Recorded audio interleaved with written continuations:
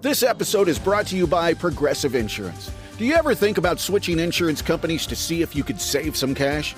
Progressive makes it easy. Just drop in some details about yourself and see if you're eligible to save money when you bundle your home and auto policies. The process only takes minutes, and it could mean hundreds more in your pocket. Visit Progressive.com after this episode to see if you could save. Progressive Casualty Insurance Company and Affiliates. Potential savings will vary. Not available in all states. We are your morning X. We did it once today. We've already given away $1,000 first out the gate, first time flipping the mic on. You never know when your chance is, which means when we do that 6 o'clock surprise, usually it happens again. Will it happen before 10? We're going to find out very soon, but guaranteed 4 more times today. Also, do you have the Freeloader app? Everyone's always wanting to take us places. They want to take us here. They want to take us there.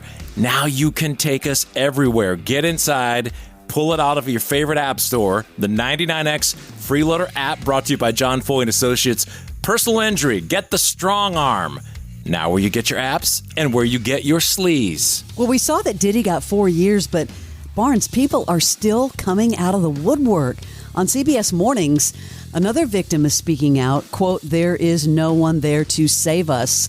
In an exclusive interview with Jerrica Duncan, the stylist, Deontay Nash, filed a lawsuit last week alleging that Sean Diddy Combs physically and sexually abused him for years. You say you were strangled on several occasions. Several. Was there ever a point where you thought, I could die? The whole time. I said, he gonna kill us. He is going to kill us. You talk in the lawsuit about literally having a to-go bag and cash just in case you had to go into hiding? Mm-hmm. It has some underwear, some shorts, a tank top, a hoodie, and, just some Vans. And you say this so casually, like this was normal behavior at that time. Normal behavior, and it would be like, very normal. This was normal, very normal behavior, and everybody pacified it. So who are we going to tell? Like, who exactly were we going to tell? Who are we going to call? Ghostbusters? Like, there was no one there to save us. Did you have to drop the Ghostbusters? That kind of discredited you a little bit. I heard that. I was like, what? What are you doing? But that's the big question is, what is normal in the Diddy camp? Like, there are so many just extreme accusations. Who knows what the normal was? Well, let's stay in the courtroom. Tyrese Gibson booked in a Georgia jail and released on bond following cruelty to animal charge. He was booked, as you know, Friday, a week after he failed to turn himself in, following an arrest warrant. By the way, TMZ on the scene again, speaking with his neighbor whose dog was mauled. What happened that night was, he's a smart dog, very affectionate, and he gets bored. He pawed at the door, and I kind of spoil him. I just let him outside when he wants to, because he doesn't go out that long. He just goes out for a few minutes, he'll bark and do a little circle around the property, and then he comes back to the door and paws, and he wants to come back. But, that night, he didn't. Went out to look for him, and it was horrible. I mean, he was just a little pile of fluff. I'll never forget, I picked him up. He was limp, and he was soaking wet, which I thought was really unusual. And we don't have a pool or anything. I found, so it was definitely like dog slobber. Did you see the dogs that attacked him? Did you hear anything? I definitely heard. I remember thinking to myself, there were lots of dogs barking. It's a horrible story. I tried to find the house, and I did find a lot of pictures of it. I've never seen this house before. He bought it in 2017 for $4 million in Buckhead. I do not recognize it. It's massive. What a strange story, too. The videos of the dogs running around, it's like he's got this pack of wolves, no fence, just going crazy in the neighborhood. That's scary. In the ongoing drama with Nicole Kidman and Keith Urban, she did step out over the weekend at an AmFAR benefit in Dallas on Saturday. She presented Taylor Sheridan, the creator of Yellowstone, with an award at this charity event. She was very composed.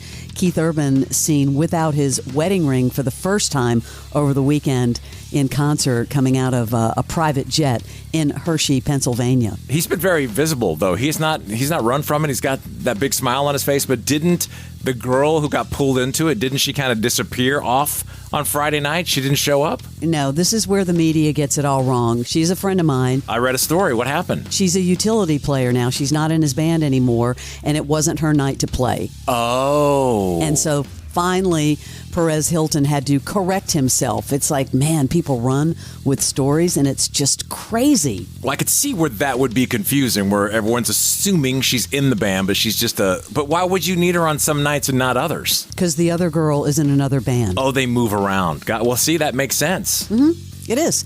This is actually big Hollywood celebrity news. I think George Clooney talking about, the cards are on the table for Ocean's 14. We just got the budget approved at Warner Brothers, and we're trying to set up. It's just scheduling, so it's just setting a start date for us. Probably starting about 9 or 10 months shooting. Are you excited to work with Brad again? Yeah, Brad, Matt, and Don, and Julia. I had dinner last night with Julia. They're all still really dear friends, and so the chance to work together will be fun. Man, he just kind of casually dropped that nugget out. He also drops that Brad and Julia are in it again, too. That's huge. Channing Tatum, you know him from Magic Mike. He did face the fiery wings of death on Hot Ones. I don't know how anybody does that show. He discussed his new film, Roof Man.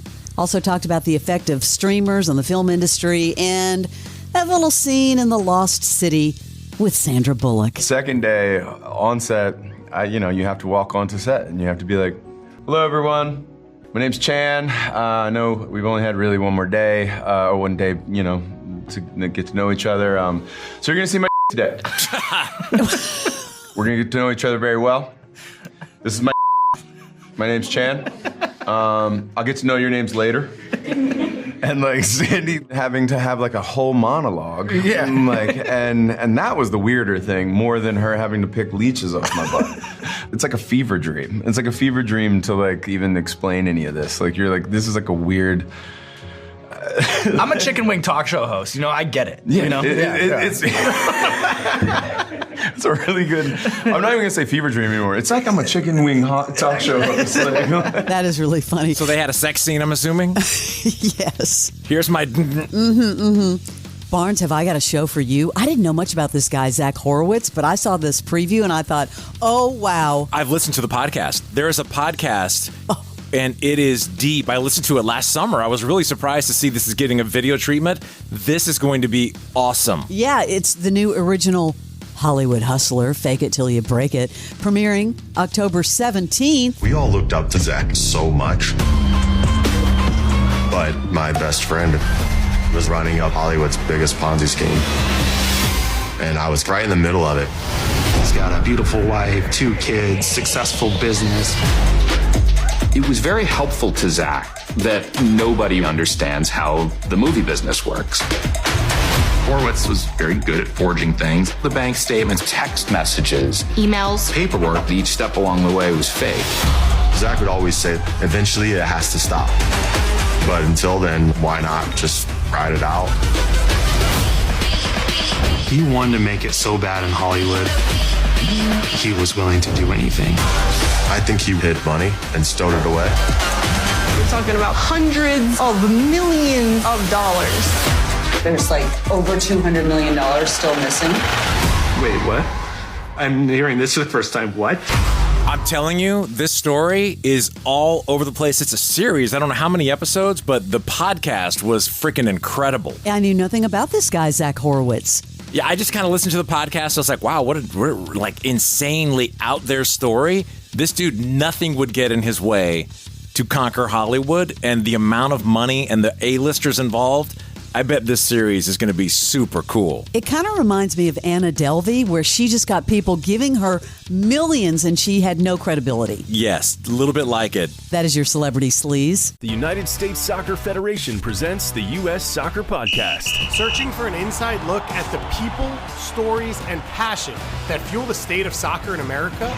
Who's going to be the key man for the U.S. men's national team? First and foremost, they need to win. There's something so fun about being the underdog. You're playing with house money almost. But what does this success mean for the future of U.S. soccer? Ooh, you're getting deep now. This is where soccer will come to life. The U.S. Soccer Podcast. Follow and listen on your favorite platform.